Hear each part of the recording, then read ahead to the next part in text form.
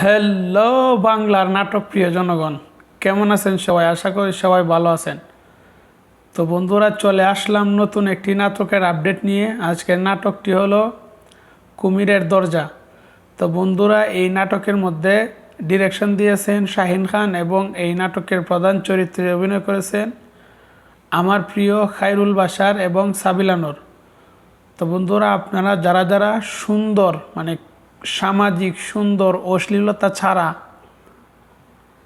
সুন্দর একটি কন্টেন্ট দেখতে চান, আপনারা কিন্তু এই নাটকটি দেখতে পারেন। অসাধারণ একটি নাটক, সিম্পল কাহিনী, অসাধারণ অভিনয়, খুবই সুন্দর একটি নাটক। খায়রুল বাশার কিন্তু খুবই সুন্দর অভিনয় করেন, সিম্পলের মধ্যে খুবই সুন্দর অভিনয় করেন। আপনারা তার অভিনয় লাগে না, লাগে যে বাস্তবে কিছু করতেছে, তা ভিডিও করেছে, ছেড়ে দিয়েছে।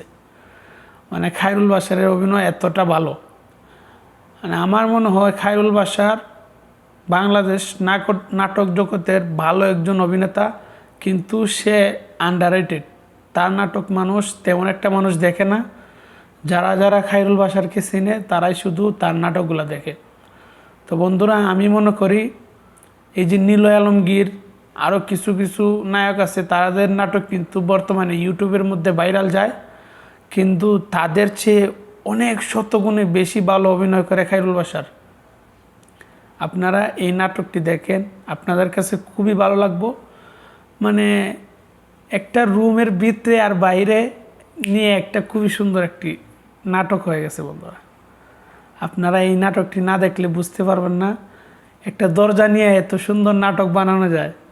আমার তো কল্পনাতে আসে না যে একটা দরজা নিয়ে এত সুন্দর নাটক বানানো যেতে পারে। তো বন্ধুরা, আপনারা যারা যারা ঈদের নাটক দেখেছেন, আপনারা এই নাটকটি দেখেন না, অবশ্যই এই নাটকটি দেখবেন। আপনারা দেখলে কিন্তু বুঝতে পারবেন এই নাটকের মধ্যে কি সুন্দর একটি কাহিনী রয়েছে, সিম্পল একটি কাহিনী, সামাজিক নাটক, কোনো অশ্লীলতা নাই।